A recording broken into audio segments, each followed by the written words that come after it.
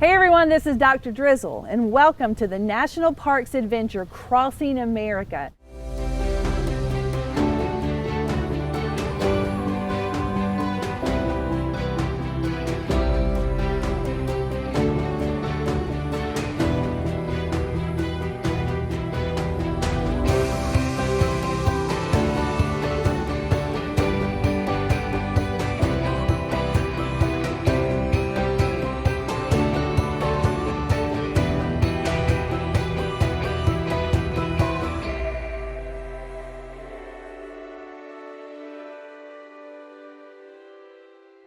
We're doing this in collaboration with the National Park Foundation. Now this is a project for the open outdoors, every kid outdoors, and we're trying to connect our fourth graders to beautiful places like Biscayne National Park. And we're here today with Ranger Carrie. So Ranger Carrie, first of all, thank you so much for allowing us to be here today. We're so glad that you're here. Welcome to South Florida. And can you tell us a little bit about how you got to the national parks? Well, Daisha, I studied science in college. My degree is in environmental studies. I always enjoyed being outdoors. And after I finished my degree, I worked for science camps and nature centers and eventually worked for state parks, and then met someone who was like, have you considered working for the National Park Service? And told me how to apply, and I applied and got my first summer seasonal job at Crater Lake National Park in Oregon. From there, I was able to work with several different national parks. Spent some time at Death Valley National Park, Acadia National Park, and Canyonlands National Park. And then this year, 2021, my family and I were able to move here to South Florida to work at Biscayne. So those are such different environments, like, you know, from this huge Death Valley with not a lot of water there to this amazing place that we're here. So what drew you here? What's special about Biscayne National Park? Well, Biscayne has just some amazing things about it. So first of all, it's the largest of our marine national parks. So there's other parks that preserve marine areas, but Biscayne is the largest within our national park system, and over 95% of our park is underwater. So that leads to some interesting environments to explore. It gives us some wonderful ecosystems.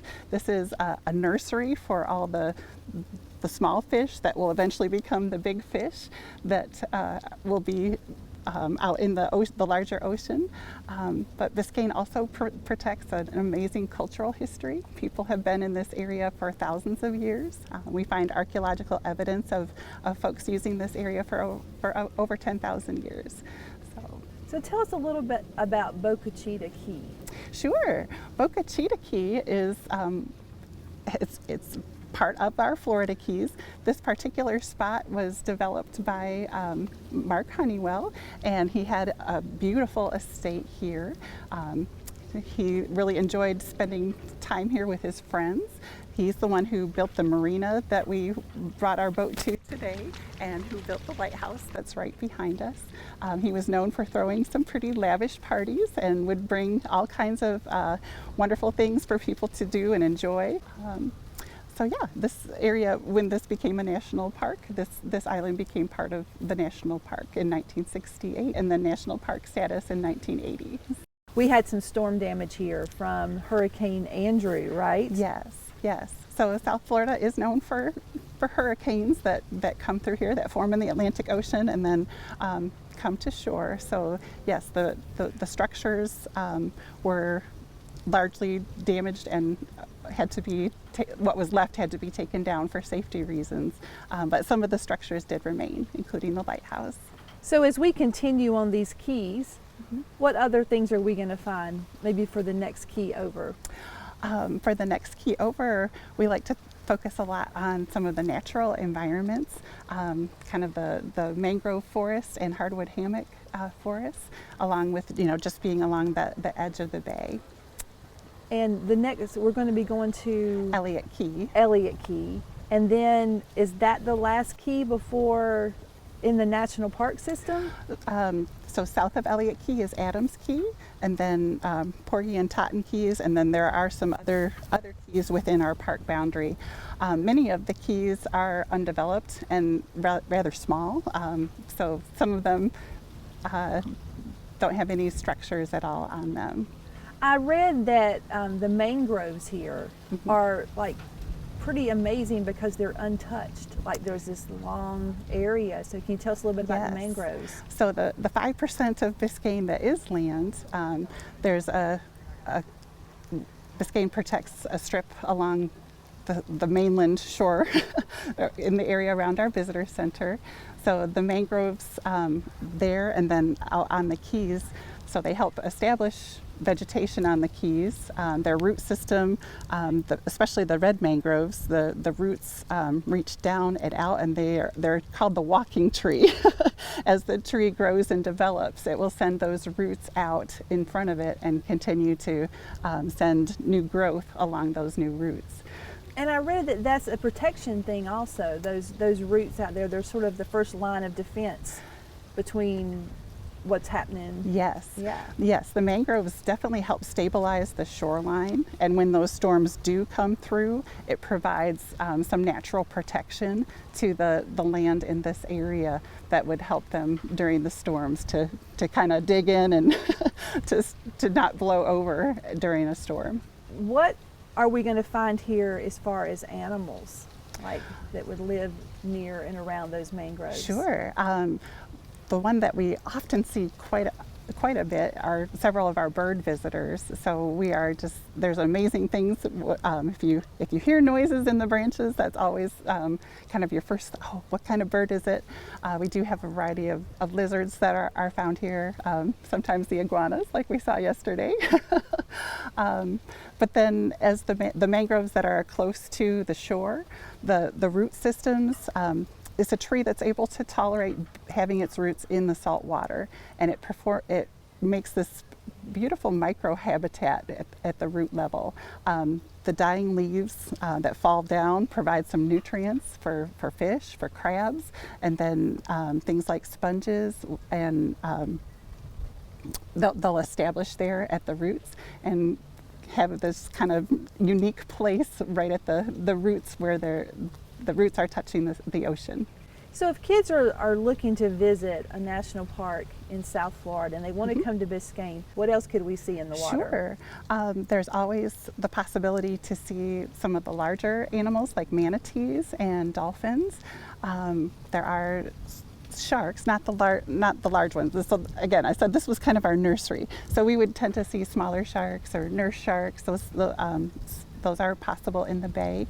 We've got several species of ray and then over 600 species of fish that are found in and around Biscayne Bay.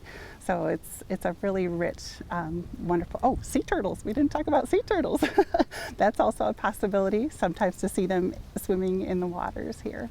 And I've read that there's nests here on these keys. Yes, the Florida Keys are quite rocky, but there are some what we call pocket beaches, just little areas where some of the sand has settled, and those are sought after as good nesting habitat. And we do have several locations. Our biologists are able to track those nest locations. They put out a wire cage to protect the known nest locations, and the nests are monitored to see what the nest success rate is. So we get some pretty good statistics every year on the number of nesting sites within Biscayne National Park and the possible number of hatchlings. Okay. What would you consider to be the biggest challenge that you have here at Biscayne? Wow.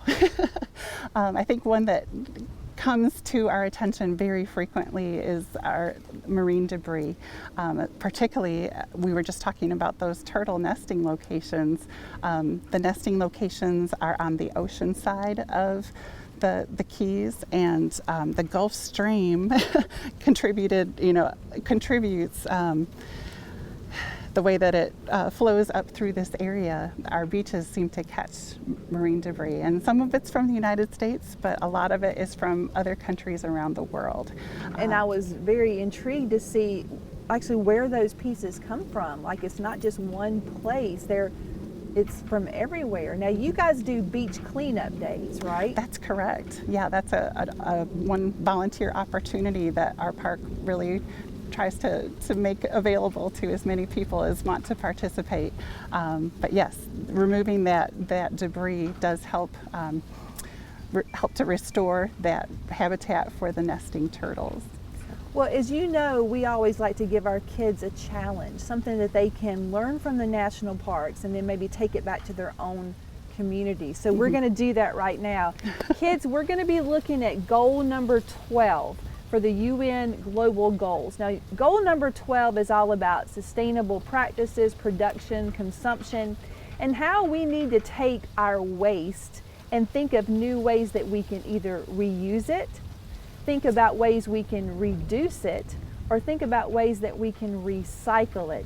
Because if we do that, there's a great possibility that that could lessen some of the marine debris that is coming up through the coastal waters to Biscayne National Park.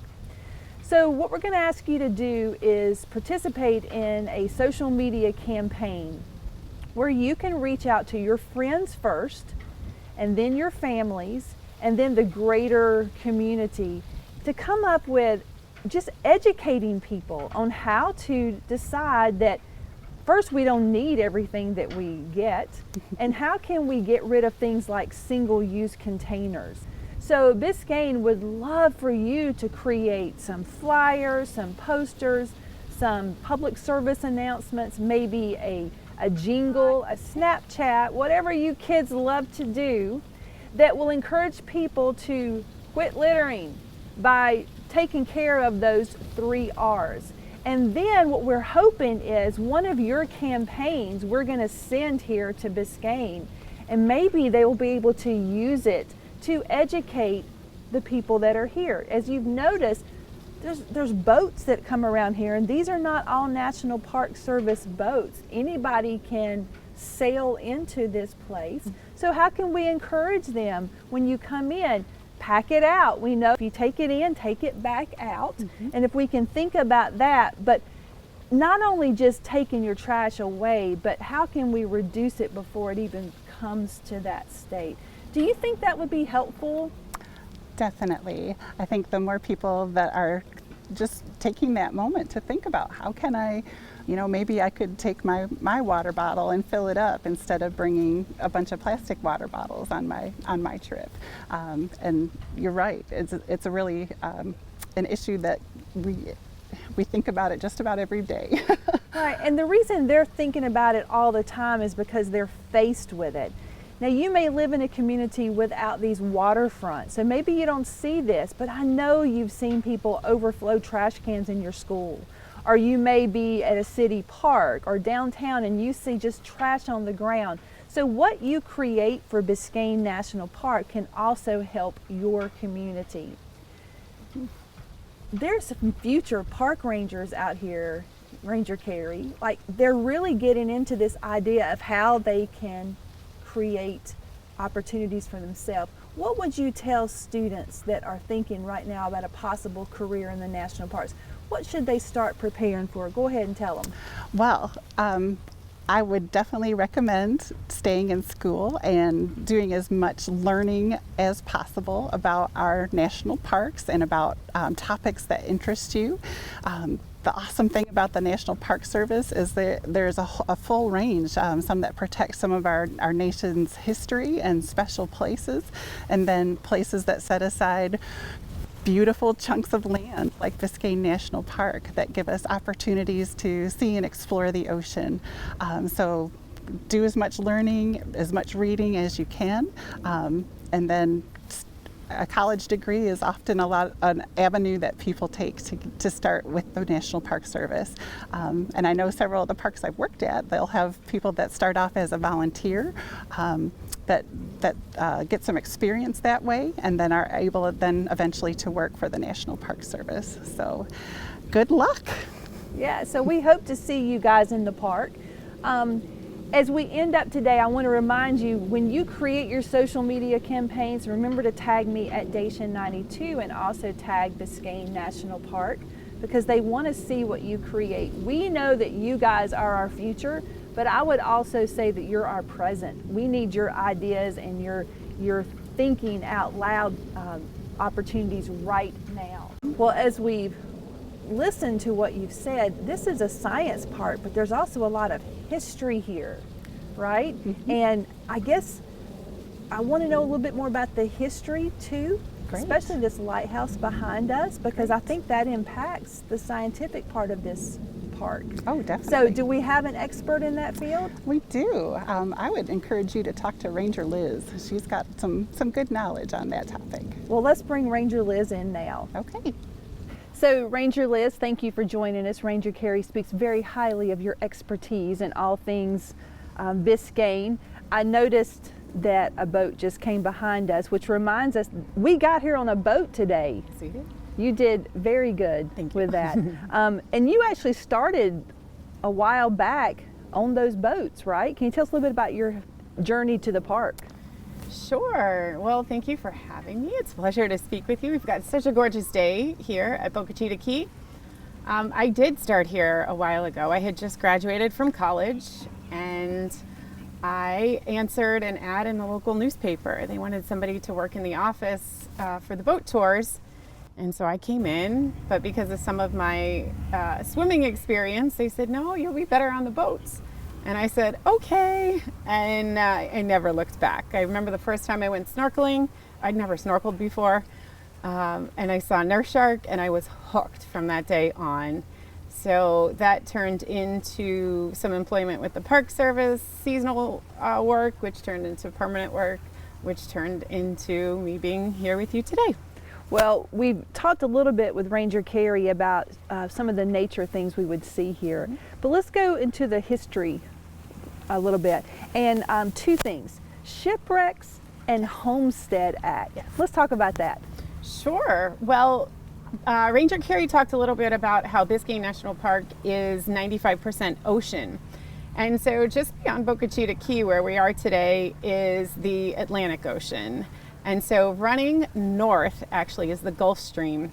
It's this powerful river of water. And ships have been traveling this Gulf Stream for hundreds of years. But they didn't always have great technology like we have today. And so they would try to navigate the shallow waters, and sometimes they were successful, sometimes they weren't. Sometimes they landed right up on the reef. And so that happened here in Biscayne, but all up and down the Keys as well. So today we've got a bunch of shipwrecks under the ocean, and 6 in particular that archaeologists have identified, and they're all marked as being part of Biscayne National Park's Maritime Heritage Trail. So you can snorkel, visitors with their own boats or with our boat tours. You can snorkel or scuba dive on some of these sites. Most are in about 10 to 30 feet of water, and they represent at least 100 years of human history here in Biscayne National Park. Well, how does that connect to other historical pieces here at the park? Sure. Well, when those ships would wreck, these weren't just boats. Oftentimes these were big cargo ships. And so they would wreck on the reef, and they would have a lot of cargo on them. And of course, you needed to get the cargo off. And so there were folks that lived up and down the Keys, here in Biscayne National Park included, called wreckers. And we have one family here, they're called the Sweeting family, and they were homesteaders.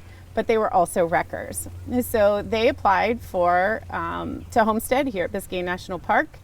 And they, instead of other places in the country where perhaps you would farm, apples or corn, to be able to improve that land to make it yours, they farmed pineapples, they farmed key limes, but they also looked around to the ocean for other sources of income, ways to make a living. And so they too were part of that wrecking community. So some of those ships that sank on the reef out there, they were helping to get those goods and the people, the crew from the ships, off of the ships as well. We have a wonderful narrative that we have that we sell as a book, And it was written by a lady named Charlotte Needhawk, and she and her husband lived in a house on the north end of Elliott Key for several years. And she wrote down all of her memories in a book called Charlotte's Story. And so it tells about her and her husband's time on the island. She was not quite used to island life, so this was a big change for her.